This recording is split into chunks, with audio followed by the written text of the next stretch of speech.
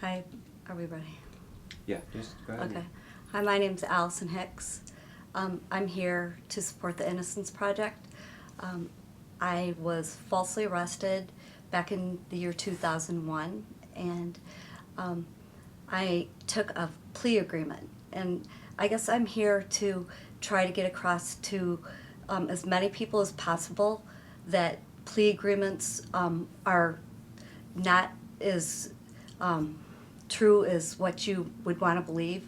And as educated as I was, or even if you're not as educated, the truth with a plea agreement might not be as what is right there in front of your face. My friends and my family agreed with the plea agreement. And as I was giving a speech about a month ago, the entire audience, as they were listening to what was stated in my plea agreement by the public defender, it sounded like a great plea agreement. So, and as the facts in regards to my case, which I'll tell you about, did destroy my career and my life and my child, which is snowballed into the next 3 years, 2001 through 2004, which, as we're almost in 2011, can destroy and ruin when you take away a single mother's career. So as a tennis teaching professional, sole supporter of my daughter, that can take away your house, your car, what happens to your dogs when the mom is tossed in and out of jail on a very lucrative job. I made sometimes over $125 an hour teaching tennis. So it started with a false arrest for a felony 3, intent to kill, murder my then 6.5-year-old daughter on a 911 call by my then boyfriend, a concerned phone call. And he was, I did what I thought at the time was appropriate. I dropped her off in our cul-de-sac up at Anthem, Arizona, at the neighbors. And she got out of the car. She had a coat on. It was January 27th, 2001. And I was upset because my boyfriend didn't show up where we were planned to go for the day. Our relationship went awry. And I didn't want my daughter to see me cry. And she left my SUV, and my neighbor Kim was home. The garage door was open. My daughter had my cell phone, and she walked up to the neighbors, and the cell phone was ringing, and at the time, and I knew that my boyfriend had not shown up, so I didn't know who was on the phone at the time. I thought it might be my girlfriend Keelan. Later to find out it was a 911 operator. I drove up 10 minutes later, and the sheriffs were at my door, and their guns were drawn. It was Sheriff Anthony Rogers. His gun was drawn. He asked if he can enter my house. I said sure. I had a brand new $200,000 house. I was the head tennis pro. He followed me in through my garage. Are you going to commit suicide? I said, no. Are you upset? I said, well, by then I had stopped crying. This was literally 10 minutes later. And do you know where your daughter is? I said, she's across the street at my neighbor's. And in the reports, which you can find online, he did know where my daughter was because it had come across on his police radio. So he questioned me, and my house was spotless. He called for backup. Do you have firearms? No, I've never owned a gun in my life. And so he asked about the suicide. There was no knives, no anything. So he searched my house. So he had already known where my daughter was. He wasn't going to take me to the loony bin if it was a suicide attempt, which he stated in the records was a suicide attempt. So he went across the street. He got my daughter, never read me my Miranda rights. His backup was there. He had me pack up my daughter's suitcase.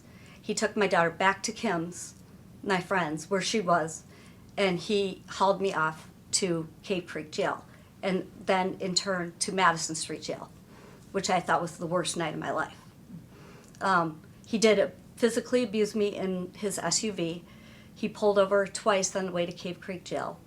And as a tennis pro, the handcuffs were very tight. He said it was sleeting and snowing and hailing in Phoenix, Arizona, which is in the police report, which we can put up online. It's in his deposition. And after that night, I was let go by the hearing judge at 3 o'clock in the morning just to get some counseling, because it was a concerned phone call by my then boyfriend. So I go back as a tennis pro to teaching children. This case was dropped. It was dismissed, quashed. I'd gotten a public defender, pled not guilty. Jamie Nolan was my public defender. So Terry Clark was the prosecutor, Judge McVeigh was the judge, and my case was quashed. What was the charge? A felony 3 intent to kill my daughter. Child neglect. Felony 3. I had planned it out. I'd seeked it out for months. And that was a statute. The other statutes that I had firearms, which I didn't. I mean, later when I became my own attorney after all this, I spent hours and hours looking up all these statutes that he had arrested me for. On the neglect charges. It's in Maricopa County. You don't even want to run a yellow traffic light. It's scary. So my friend Carl, after I gotten my daughter, my neighbors were all, what happened? This is tragic. Well, as a tennis pro to children, I've been teaching since I was 15 years old. I played tennis in college. A word like that leaks out. I'd never even spanked my daughter. I had 2 little white dogs. I'm just devastated. I've never been in trouble. So, after this first 3 weeks, I'm all relieved this is quashed. 2 weeks went by. I get another letter in the mail. It's picked back up by a grand jury under a different case number. Only one of I heard maybe in another state. In Maricopa County, they can do that. The same judge, the same prosecutor, re-picked my case up. The sheriff went in and said his side of the story under case number 12005 versus 1204. And 16-1 jurors indicted me. Well, according to some of his deposition stuff, I would have probably indicted me too, whatever he said behind closed doors.